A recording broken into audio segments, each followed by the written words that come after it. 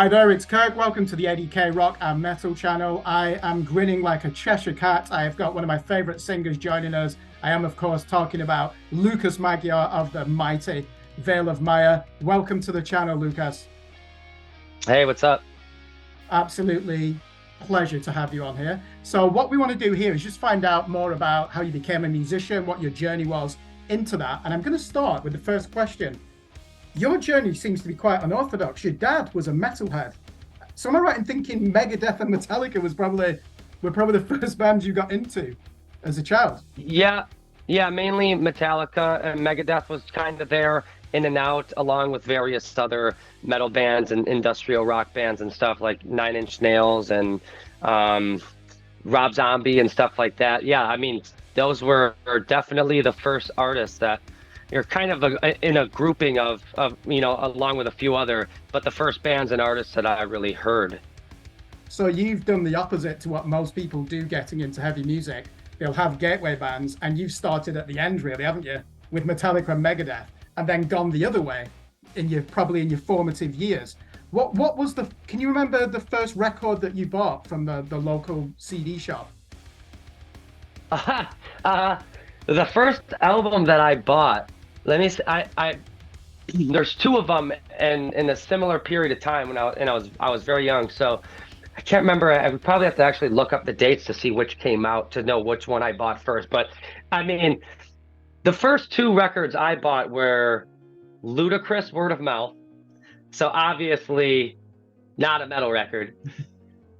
And then I believe it was after that I had purchased Meteora from Linkin Park, so kind of like back towards that direction.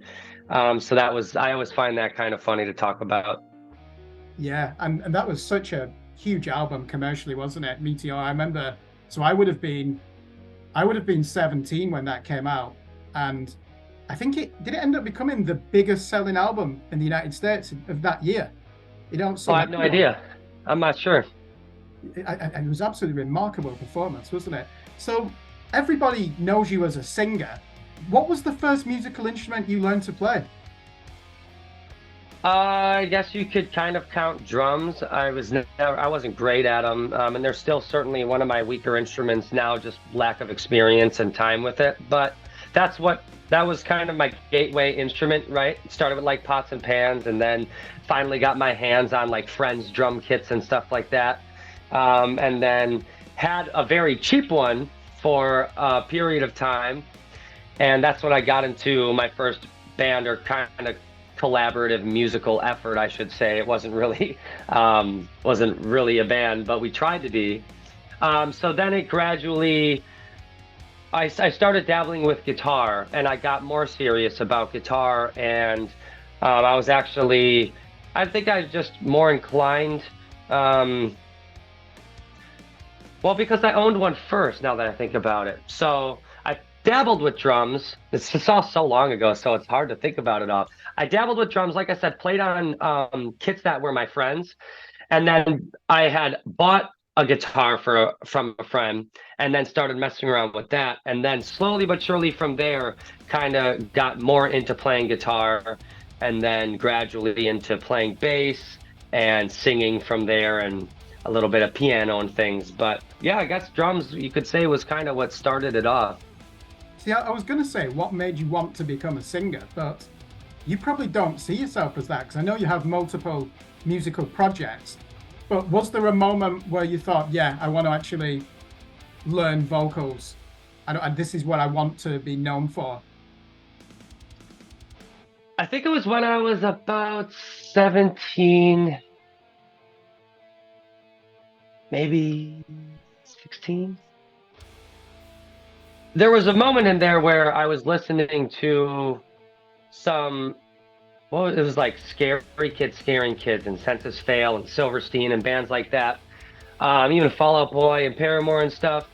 And for some reason, one day I was home by myself and I was like, I'm just gonna sing this Scary Kids Scaring Kids song. I didn't really think about it at all. I just kind of went for it because it was in my head. And so I went for it and I didn't like hold back at all. It was loud and I knew that I knew how to sing, I didn't really enjoy it or care about it at the time, and it was always weird because it was like school stuff, so I just never wanted to. But it was kind of that moment where no one was home, so I think that certainly helped. In fact, I know it did because I really let loose and probably have never done that up until that point, And it felt good. It sounded surprisingly good. I didn't hate it. I was like, okay, that's cool. And by this point, I'm already pursuing music, right? So I think it was at that point I realized I can do this job. I like it a lot. I'm definitely, again, just kind of like with guitar, I was just more inclined to do that. It felt better. It sounded cool. And I knew I had to get over singing in front of people though, so that was the one hurdle I knew I was going to have to face with that, which is probably why it wasn't my first instrument, because I was like, I'm not doing that in front of people. So yeah, just one day I was home by myself and just went for it, and I didn't hate it. It was pretty good, and it just kind of took over my life essentially from there. Yeah, you said something very poignant in another interview that I was watching, and you said, if someone criticizes your vocals, it's more personal than if they criticize your guitar playing or your drums. And I've never heard anyone look at it from that angle. It really struck me that. Did you have to handle much criticism when you first started off as a vocalist, in the Wisconsin metal and hardcore scene? Not a whole lot actually, but I think what brought me to that realization is obviously, like I mentioned, I had to get over that, and you wonder why. Because the first time I had to play, guitar in a band live, there was certainly a little bit of anxiousness until you kind of play that first note. You have a little bit of butterflies. But there wasn't a moment where I was like, how am I going to get over this? So I just had no problem doing that. But then when I started singing, I had to think about it. And I remember the moment I did it and kind of got through that barrier. But just to sit there and think, well, I'm clearly kind of intimidated by singing in front of other people. How am I going to get past that? And then, so I teach vocals. I teach very often, and I get that a lot from students. And I think that's kind of what made me think about it more. Like, why is that? And I think just because it's our voice, like a guitar is a thing you pick up and you set down. Drums. So if someone's like, you suck at that, you're like, oh, either it doesn't really hurt my feelings or I'll just set it down forever. Whatever. Maybe this isn't for me. But if someone tells you your voice sucks, it's like, well, this is how I sound when I talk. So I think maybe that you just don't want to hear that criticism about the thing that you're going to stick with the rest of your life. Your voice is your voice. So do you know when so you've got some high profile students, haven't you? Obviously Nick Nocturnal has taken lessons with you. Are you telling this to him? He's obviously a guitar virtuoso. So I know Nick Nocturnal on YouTube through his guitar playthroughs, before he became more known for reactions. And right. So are you having that conversation with him in your first lessons? Like, look, people know you as a guitarist. It's a bit different as a vocalist. The headspace is different. I don't know if we had to go there. I don't know if that was one of the things he was, struggling with. He came and I really appreciate Nick. He's done a lot for me. So I'm very happy to have his friendship. But yeah, he just wanted to learn how to kind of better what he was already doing with some of the sound creation he was messing with vocally. Just so he could record and have something presentable. And now he's really gotten to the point where like his covers, he's sounding really good. So I'm very happy for him. But I don't think we really touched on too much of that stuff from what I can remember. It was just more so very focused on sound creation. How do I get these things to come out the way that I intend them to? So do you know, let's stay on Nick Nocturnal then. Has he introduced you to Andy Cizak, who's now in Monuments? Because surely you two would buzz off each other, wouldn't you, if you had some kind of collaboration project? I don't know. It wasn't Nick that actually connected me and Andy. I actually spoke with Andy a few weeks ago regarding like some vocal course stuff. But no, I think just, us both being vocalists, Andy and I, that is, and being in, pursuing styles of music, and him also being in Monuments, just bands that, would play together, right? Probably more so how we've kind of got connected over the years. So can Vale of Maya fans expect you on a personal level to be collaborating with Lauren Babick then? Because I know you manage Red Handed Denial. She's this huge personality. I mean, I've been following her for years on YouTube. Am I right in thinking you've not done any collab work, you two? Not really. We had worked on something, and I'm not exactly sure what had happened to it because we both, the two of us had collabed with a separate artist, but together. So it was actually that other artist that we were working with, and that music has yet to be released. But my relationship with Lauren is pretty much strict to management. We don't do a lot of like artist collaboration stuff. And it's not that, I would be necessarily opposed or anything. We're both just obviously very busy in our own individual lives. And then we have the artist and management relationship, which kind of, is something that I think we both, and the rest of the band as well, Chris, Dom, and Tyson also, we enjoy working on. And that's just kind of, together where our focus is. Yeah, no, that's understandable. So can I just take you back then to your high school days? So how prominent were you as an athlete at school? Oh, not at all. I mean, I was in I grew up in a super rural area. Yeah, no, dude, my school was in like the smallest division in the state pretty much, or like one of the smallest divisions you can be in. I was very mediocre. I excelled at certain things and I could be really good at those things. But, I was a kid, so to me, sports wasn't like, I didn't know how to treat something like a career at that time. You know what I mean? So it was a game. That's really what it was to me. And I was very serious about it. And it was something that I wanted to pursue for a long time. But as I grew up and as I got to be like high school age, at one point it dawned on me like this is a game for me. It's not a career. This isn't something I actually want to do for the rest of my life. This is something that I learned some valuable skills from. It kept me in shape while I was a kid. It kept me active. I made a lot of friends. I understood a team atmosphere and things like that, and it kept me busy. But ultimately, just wasn't really for me. But I still have my routines throughout the day and the week that kind of keep the athleticism in me alive because that part of me is still important. I want to be in shape. I like biking and hitting the heavy bag, and I run 2 miles pretty much every day. So that part of me is still very much alive, and I keep nurturing it. But obviously, it doesn't take up as much of my life as it once did. Music definitely took that portion, and art in general. Yeah, because I was gonna, do you know what I was gonna ask from there, but I think you've answered it. I just assumed there's this moment at age 16 where you have to choose between sports, baseball or music, and clearly you chose music. So was it not really that kind of which one do I have to choose, at age 15, 16? It showed itself to me gradually, like life circumstances, sometimes things just happen and it can help you forecast the future, but you might not be fully ready to accept that. So a couple things happened and I sort of realized there's a very good chance this might be the beginning to the end of, me pursuing athletics. And I would say from there, it probably took another 4 to 6 months, maybe longer. I can't even remember. It was a big period of like that overall year when that kind of all transpired. And nothing was falling in place for the athletics. Like there was just no pros there for me, right? And then music, it was just like perk after perk. Everything was just kind of going the way that I wanted it to. I was actually surprising myself, and making steps and progress that I didn't even anticipate making that quickly. So it ended up being a pretty easy decision, but it kind of took months to realize, I think. Yeah, definitely. What do you remember about your first ever live performance as a vocalist? Like, how old were you? What was the experience like? Very surprising. So the first time that I ever got on stage as the singer and not, just a guitar player,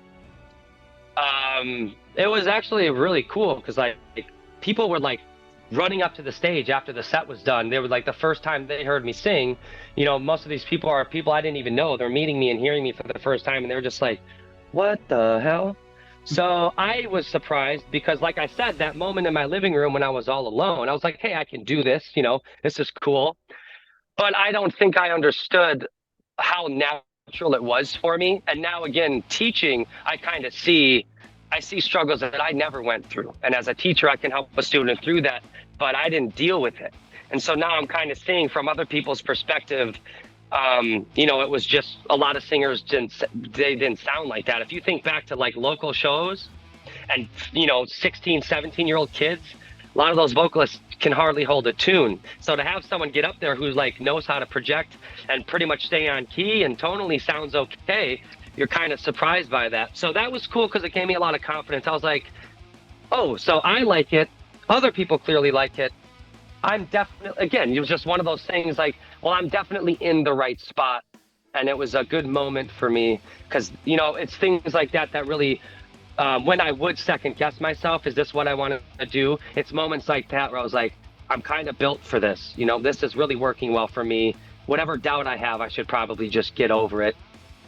Yeah, what was the name of the band? What type of music were you playing? That first ever vocal performance. So the first band where I was like a very big part vocally was called Surviving Your Birthday. It was me and a bunch of my hometown friends. Some of them I still work with. And we, kind of had some popularity within Wisconsin, but we never left Wisconsin. We were young kids, still in high school and things. So I think we were getting to the point where we were about to probably hit some more regional stuff. And then things just kind of went awry and I was moving in a different direction by that point. Yeah, no, life gets in the way, doesn't it? So obviously now you're a confident vocalist where you can actually pass on some of that wisdom. I was watching the Chris Lipe video and you're showing how to do distorted vocals higher up in your cheeks. And you've got this method, it's called the buzzer type method. And I was even trying that today when I was watching it and it worked. I've never done any vocals, but you've got to a really high standard now. But what was it like in the early days when you identified as a vocalist? What kind of reservations did you have? Did you ever have a moment where you thought, am I good enough? Can I do this? I really didn't have to worry about that, but I definitely found areas of my voice that weren't responding quite like other areas. And I mean, I definitely I certainly would list vocals in, my main box of priorities on a daily and weekly basis. I put more time into that instrument than any other instrument. So I'm just, being involved in a lot of other things. Still vocals is something that I'm like always trying to get better on and studying other techniques and things of that nature. But at first, it was really just a lot of me not being satisfied with the things that came easy. And I used those parts of my voice a lot, always have, but I would hear a sound in my head and I'd go to create it and it wouldn't be there, or I'd hear maybe something as simple as the enunciation of a word. I hear the enunciation, but when I execute it, I can't get it that way, right? So it's those types of things that I found myself really having to focus on, so that way I could build the ability, essentially, to create the sound and the resonations that I wanted to. So that way I wasn't just kind of stuck with like, okay, this is what works, and I'm not allowed anywhere outside of that. I just didn't want those limitations. Yeah, the new record, Mother, I remember buying False Idol and thinking you've taken the band to a new level because you'd even expanded the extreme vocals. And on this one, you seem to have gone even further. There's some moments that are so high and so aggressive in the mix. So my question is, to what extent, though, were you a fan of Veil of Maya before you decided to audition for the band when Brandon left? So I didn't listen to them a ton. Like Veil wasn't something I listened to often, right? But I had gone to Summer Slaughter in, I don't even know a year it was, 2013, 14-ish, something around there. Veil was playing Summer Slaughter with Periphery, and who else was on that show? Probably would have been the Faceless, wouldn't it? Or the Contortionist? Yeah, that's who I was trying to think of. The Faceless was definitely on it. So I saw that show, and Veil was one of the bands I wanted to see just because I knew of them, and I was like, this is, Periphery too, like bands I didn't listen to a lot, but I knew they were going to be really sick live. So I essentially, after that show, anytime Veil would be in Wisconsin, I would try to make it to the show just because I wanted to experience it live again. But then once I was auditioning and I realized, I'm going to have to learn these songs, I had a good amount of homework to do because the only songs I really had heard at that point would have been It's Not Safe to Swim Today, Punisher, and Crawl Back. And that's kind of about it. Yeah. I have to say, Veil of Maya for me, I only got into them when you joined, and I love Periphery. They're one of my favorite bands, and I remember listening to Eclipse. Brandon's a good vocalist, but I always just thought, oh, it's a bit one dimensional. I need more. And then I think like everybody, you must hear this all the time. I remember seeing that video for Mikasa. I was like, fucking hell, what's happened to this band? Because of that remarkable chorus. So you go from working in this concrete plant and then overnight you're doing this like global tour. So I'm always intrigued by this. What is the reality of touring like in your experience compared to what you thought it would be when you were on the outside looking in? Good question. I don't know. I mean, it's the hardest job I've ever had, touring as a vocalist, for sure. But I don't necessarily think that was a surprise. I kind of think the monotony of it, because, and I knew it wasn't like the way it's glamorized. Like I wasn't naive enough to think it's like the movies and television make it out. I definitely knew there was a sense of reality to it, but the amount of time that you're just not, engaging in much while you're on the road, because you're away from home. So doing anything, eating, having an experience is going to cost you a fair amount of money, especially if you're trying to do that on a regular basis. So you just find yourself a lot of the times not doing much and waiting around for the show, which is a large reason why I have so much other stuff going on, is because, I can do this for an hour or 2 hours, and then I'm caught up. I can do this for an hour, caught up, and by the time I'm all caught up with all the things I'm working on regularly, it's time to prepare for the show. It's time to, so there's just a whole lot of downtime where you're not doing too much. Yeah, I mean, I know where you're coming from. You just said the downtime. I'm the same as you. I make myself busy, and I'm pleased that I'm not a musician, because I would not enjoy that aspect where you just said, when you're doing your sound check, you're headlining, you're waiting around for 4 hours. The few times where I have a moment to relax, I just want to drink alcohol, which can be dangerous. You can't do that because you've got to perform. So that would be even more anxious. But at least, like you said, you've got your laptop. Clearly, you'd be working on new industry entertainment, the bands that you manage, trying to get them on a circuit, plug in the music. So at least you've got things to do there, haven't you? Right. What are the most enjoyable aspects then of touring? Because I know the monotony must be so hard to get used to. What are the most enjoyable aspects? I mean, the challenge of the performance aspect is really like, that's what it's about. You're getting up there in front of, hundreds or thousands of people every day who are expecting you to perform at a high level, and to deal with the adversity of being on the road and all the challenges that go along with that, and then to show up and get through those shows and to execute at a high level. You get done with that, and it changes you kind of a little bit each time, and you learn a little bit about yourself each time. And I think it helps to build resilience, putting yourself in situations that are uncomfortable, but still thriving, still maintaining a healthy state of mind, and getting through it and not being miserable and not allowing the challenges of the road to deteriorate your body and to deteriorate your mental health, which to an extent I've certainly endured. So, I haven't been without injury, both physically and mentally, throughout, the 8.5 or whatever years I've been at it. But I'm here still, and I feel good, and I probably physically and mentally feel better than I have since the beginning of my career. So, and a lot of people I don't think are able to say this. So I guess to me, at the end of the day, that's really what's most important. And obviously building their friendships, on the road is an excellent experience, and just creates a whole lot of other life-changing opportunities. And you make, multiple friends every tour. So all those different connections that you get to make is obviously very rewarding. And I love food, so being able to go out and to have like favorite restaurants all over the world is cool. That's a lot of fun. Yeah. So last question then for this.